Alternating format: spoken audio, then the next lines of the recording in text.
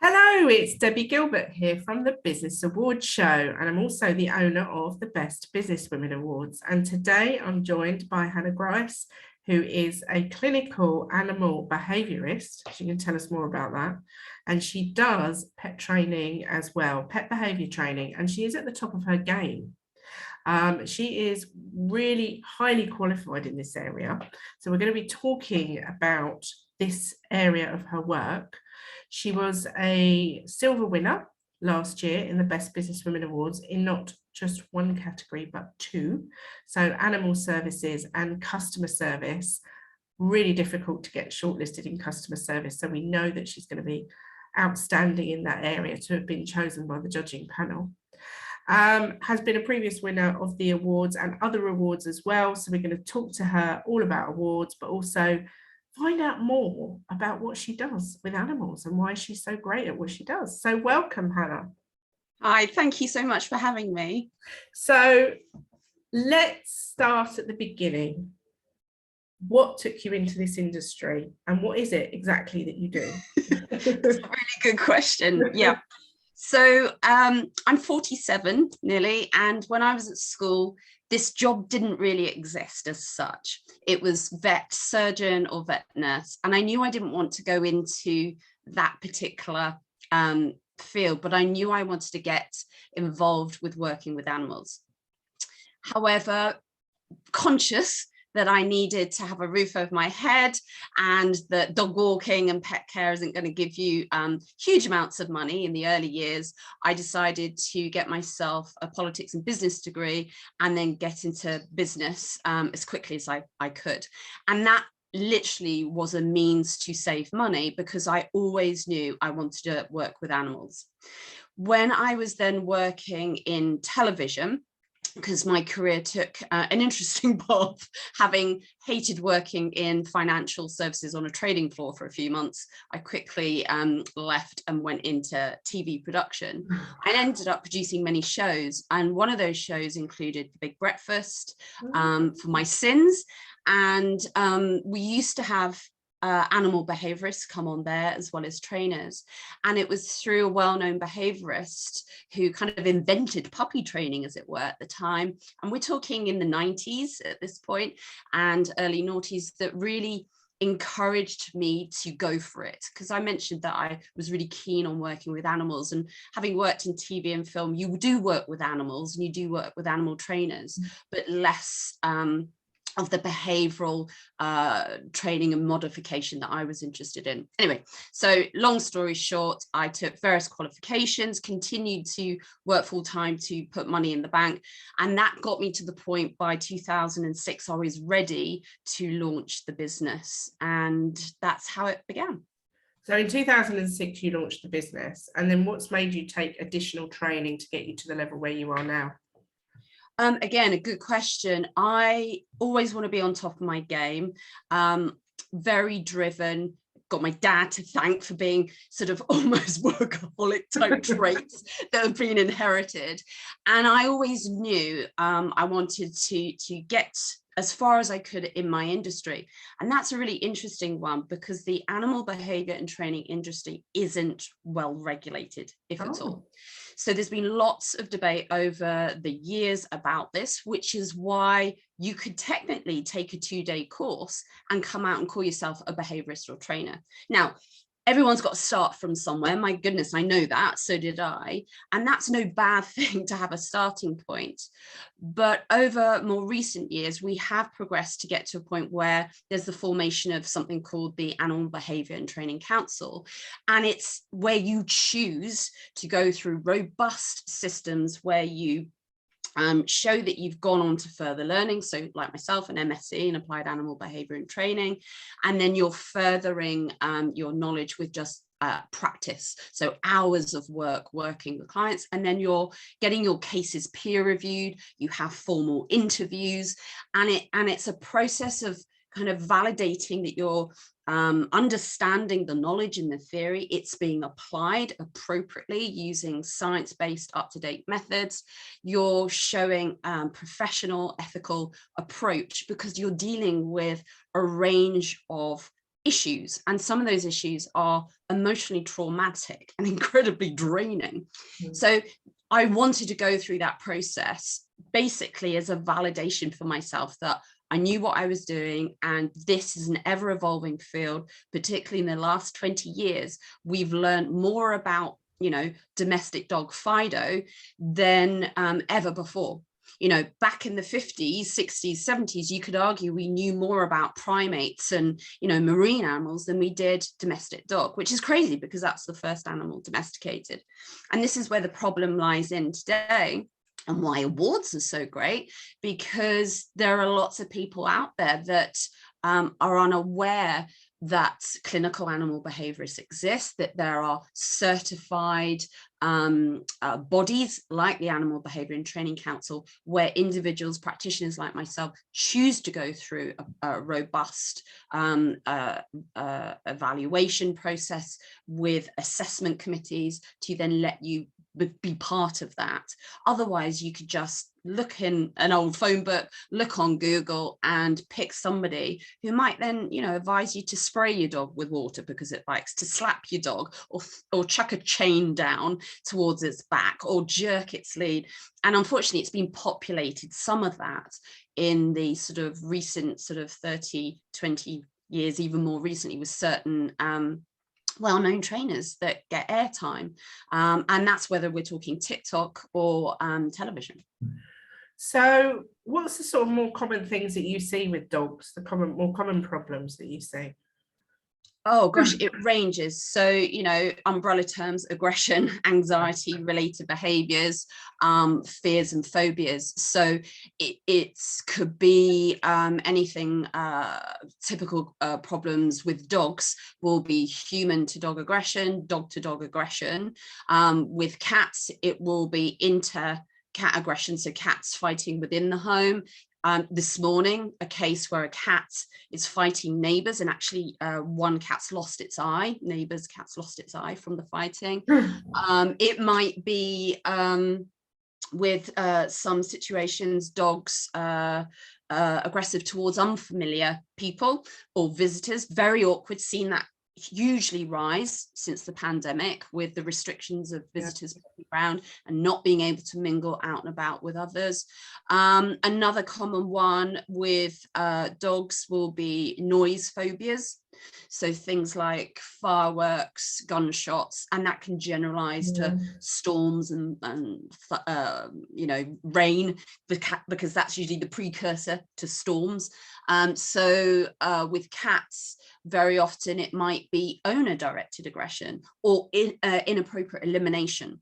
So I've had cases last week where a cat is peeing so much, and has done for several years, that when they're showing me around, the wood is warped pretty much on every skirting board, on the wood of the wardrobes, on the doors, you know, and they're living with this every single day. And then one that's hit the press a lot in the last 2 years, with the talk of going back to work, is separation related problems. And that can include everything from destruction to excessive vocalization, again, indoor elimination. It can be self-harming, you know, vomiting, so all sorts of things. And that can be cats and dogs. Very often it's attributed to dogs, but the cats can get very anxious as well. So they're kind of some of the typical behavioral problems I'll deal with. With my trainer hat on, some of the common problems for dogs will typically be poor recall, pulling on the lead, jumping up, but understanding that actually there's always a function to those behaviors is really important, because actually the pulling on the lead might be a fear response because of traffic, that loud noise, or certain surfaces, like I had with a client this week. The jumping up might be a means to create space because there's an underlying fear response, or it might be a means to seek reassurance, or it simply could be my teeth hurt and I'm a young puppy, or I need a pee, or play with me. So there's, within each behavior, it's really important that we look at what could be the driving the behavior in the first place. So that's where behavioral training work together, the behavior and the training work come together, because you're looking at the big picture. So rather than just working with a trainer who might say, well, spray your dog with water when he barks, because that will stop the bark. Yes, it may stop the bark because it's startling the dog. So we're then rewarded going, oh, that works, I'll do it again. But actually, why was the dog barking in the first place? Yeah. What's triggering the problem? How can we address the underlying cause that will reduce the frequency, intensity of that bark? So yeah, that's kind of, in a nutshell, my work and a bit of insight into the industry and some of the challenges. So you're coming into what, 16th year of being in business now? Yes, in May. Yeah. So what are the challenges that you faced during that 16 years? Probably, like most people, in a kind of quite a chunky period of time: death, divorce, but meeting new person, having children with them, and recessions, a couple of recessions in between, and then a global pandemic. So and an MSc degree as well. So they're kind of the highlights, as it were, of those years. So some emotional trauma, some really big highs as well. I think the one challenge, I being really honest with myself, I haven't yet cracked the work-life family balance. I think this is probably a challenge for many who work for themselves, and especially in a job where I am the service. And while I have help with my puppy and dog school, lovely lady called Sarah, who's brilliant, I have great support with my partner Alex. It is, at the end of the day, a lot of me. So it's time precious, and we get a lot of contacts on a Sunday night with people calling for help at 10, 11 o'clock at night. So I remember writing in my award entry, the last 2 years have been something else. I felt like the fourth emergency service.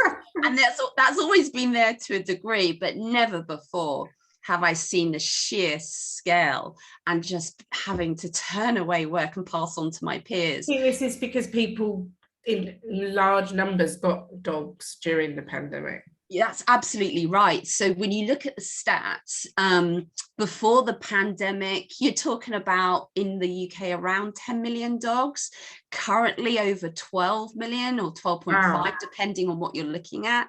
With cats, a similar rise of about 3 million in ownership. So if you think, take one organization I'm very proud to be a member of, the Association of Pet Behaviour Counsellors. I think at my last count, there's about 135 clinical animal behaviourists. And then if you look at veterinary behaviourists, you'd have that on top. But, in the grand scheme of things, we're talking, less than 200 compared to millions of dogs and cats and other species that need help. So there's always demand for service. But the awards do give you that point of difference. That was what we were going to come on to talk about. So obviously this is the Business Awards show, so we like to then talk a little bit about awards, and you've won a lot of awards. It's about 10 now, isn't it? And what would you say is the main driver for you entering awards, and what have they also brought to your business when you do win or you get shortlisted? It's a really interesting question. I think it comes back down to several things. One, entering awards, particularly your awards, Debbie, it's a really robust assessment. And I like that, because it forces me to make time to sit down and reflect on everything I've done, and to evaluate for that year and previously, and to identify what's been working really well and actually what can be tweaked. Otherwise, I think you get stuck in a bit of a rut, just thinking you're doing all right, just because, the clients are ticking over and things like that. So for me, what I like particularly about Best Business Awards is the fact that it's not just asking a couple of questions to fill out a form and you're done, and fingers crossed. Your awards ask you to dig deeper, and you're looking across the whole of the business, including the financials. And that could be intimidating when you first think about, oh my God, you're exposing yourself to industry experts, the judging panel. but actually, you know, I think that's a really positive thing to take that time to reflect. So that's why primarily I like entering the awards. I want to keep myself at the forefront as much as I can. I want to ensure that if, you know, and it's not about, oh, it's nice to win, you know, don't get me wrong, it's nice to win, but it's even better to be recognized and have someone saying, yeah, you're on the right lines, or yeah, you're doing great. Yeah. Or to get feedback, you know, to say, actually, have you considered this instead? Or and I think visibility in your industry, I mean, clearly there's a huge shortage of people doing what you're doing, because, you know, those numbers are quite stark, aren't they? 130 people specializing in this field of animal behavior, and yet, you know, we've got millions and millions of dogs and cats, so there's a huge disparity there. So I'm guessing it also flies the flag for what you're doing and potentially encourages more people to be aware of it and potentially go and think about doing it. yes, and that's the benefit, definitely. Yeah. That's why I said that point, that, you know, we all have to start somewhere, and that's a good thing. And we are seeing an uplift, you know, every year, more and more people choosing to come into this industry, which is great. But we need, in my industry, we need a lot better regulation, because, as I said, it's very easy to just buy off the shelf something online and then, you know, call yourself, you know, whatever you want to, because no one's going to turn around and say, what's your credentials? Because the average customer, the average pet owner who just wants help, whether that's learning to walk their dog on a loose lead, or whether dealing with their cat who's peeing everywhere, they're trusting in what they're reading. And I think, as with everything, the internet has some good information on there, not so good. And I think where you've got an organization like yourselves and the other awards organizations that are backing you up and saying, yeah, we've reviewed everything this person's doing, this business is doing, and we can validate that it's a viable business, they're showing due diligence, they're knowledgeable, they understand their clients, they're ever improving, that's worth its weight in gold. Yeah. And having a customer service award, I always think is so valuable. And even in our awards, I can't speak for others, but in ours, if you are shortlisted for best customer service, you have to be pretty outstanding to even get that far. So to get a silver award for it shows massive credibility.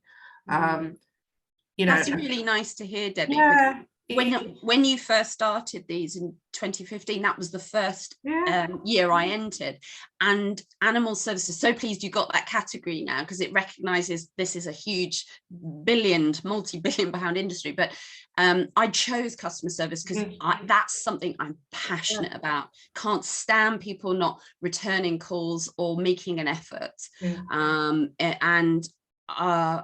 It was mind-blowing when I went to that event, and I'm thinking, I was sat there, little old me, with my co-worker at the time, and suddenly we're realizing we're in a category with multi-million pound companies. We're like, oh my God, this is quite scary. But it doesn't, that, you know, some of the sort of fallacy around our awards and other awards actually is that you don't have to be a multi-million pound business to enter business awards. What you have to be doing is a good job.